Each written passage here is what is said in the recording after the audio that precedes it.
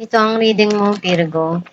Welcome back to our channel. Naway nasa mabuti kayong kalagayan while watching the channel. Sa channel reading kayo ng bahalang magpalit-palit ng situation nyo sa reading ko.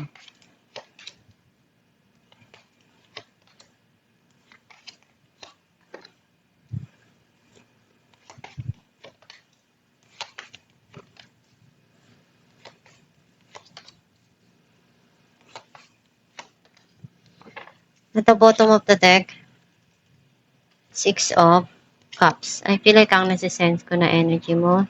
Nakita ko na hindi mo pa rin makalimutan yung mga mahal mo sa buhay. Gusto mo pa rin silang tulungan. And andyan yung alam mo sa sarili mo na masaya ka, na nakakatulong ka sa kapatid mo, sa pamilya mo.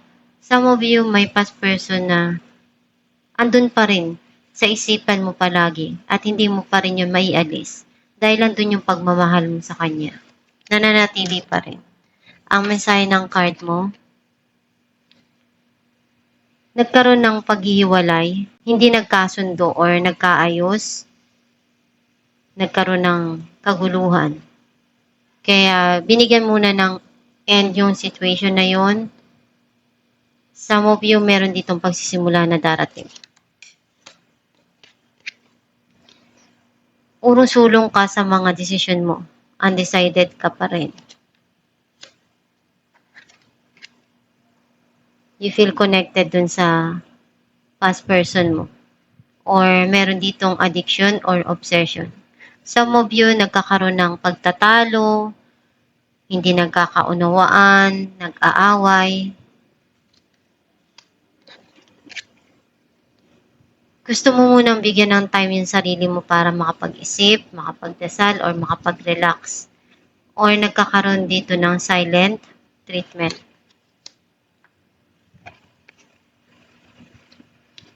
Meron ditong opportunity na dumarating sa buhay mo.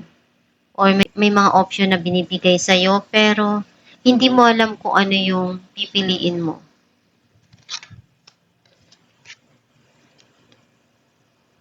Marami kang pinagdaanan sa buhay mo. Marami kang naranasan. Masaya, mahirap, masakit. Pero alam mo sa sarili mo na kahit ano yung tumating sa'yo na pagsubok, kaya mong harapin.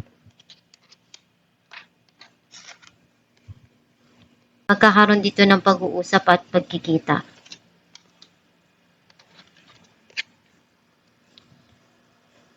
Ipaglalaban mo kung ano yung karapatan mo eh. Hindi ka magpapatalo.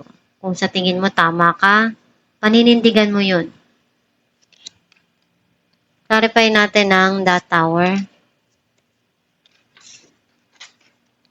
Death and Ace of Pentacles. Kung ano yung pagsisimula na darating sa buhay mo, andun yung pagbabago at merong blessing na darating sa'yo o regalo na tatanggapin mo. Clarify natin ang The Devil. Four of Wands and the Lovers. Andun pa rin yung pagmamahal at gustong magsama na masaya at dun yung masaya ka pag nandyan yung tao na to sa tabi mo na ibibigay yung pagmamahal na hinahanap mo. Clarify natin ang Seven of Cups.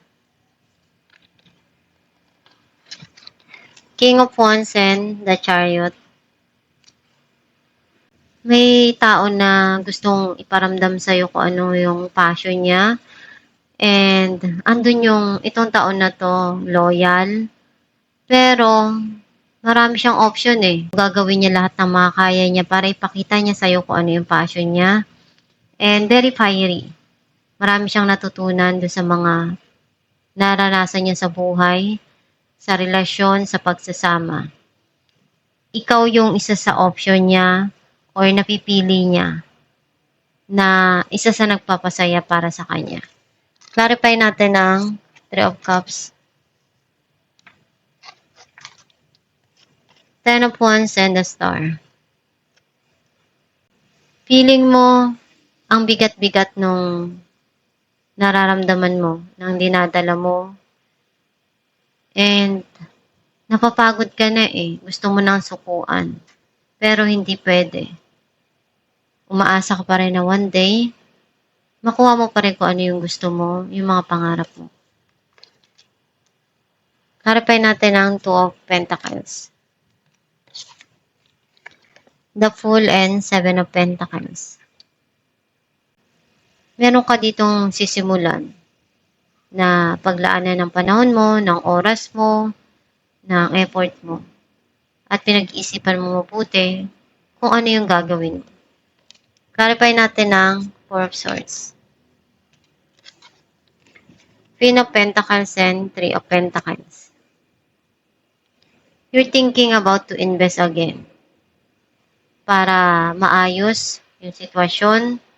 Gusto mong ibigay kung ano yung makakaya mo sa bawat nangyayari sa buhay mo, or gusto mong ibigay kung ano yung kailangan doon sa sitwasyon. Clarify natin ang Strength. Nine of Wands and the World. Minamanifest mo na mabago kung ano yung mga nangyari sa nakaraan, na feeling mo, pinagdaanan mong masakit, mahirap, magulo. Hindi ka basta-basta sumusuko kahit ano pa yan na pagsubok yun dumarating sa buhay mo. Kasi alam mo sa sarili mo na matatag ka na. And iniisip mo na one day magbabago din kung ano yung mga nangyari na hindi mo nagustuhan. Clarify natin ang Seven of Wands. Ten of Swords and Page of Pentacles. You feel betrayed. Gusto mo nang i-end yung situation, tapusin na. Kasi alam mo na iyon yung kailangan gawin. And nararamdaman mo na kailangan na ipaglaban kung ano yung karapatan mo, kung ano yung gusto mo. And may mga gusto ka ditong gawing hakbang or simulan. Alamin natin kung ano ang mensahe para sa'yo.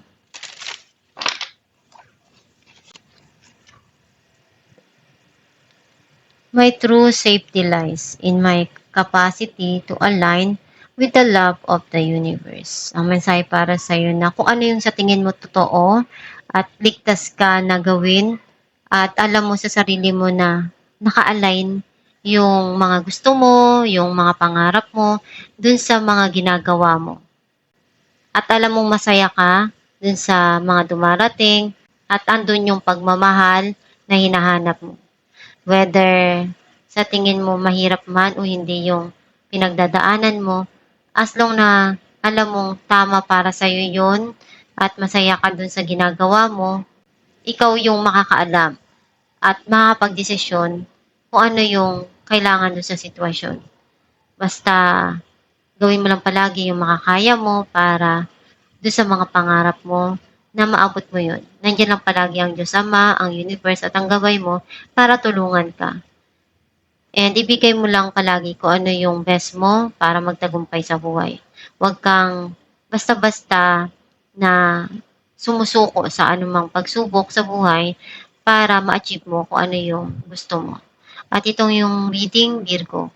Kung nakaresonate ka, kindly comment down below. Thank you for watching.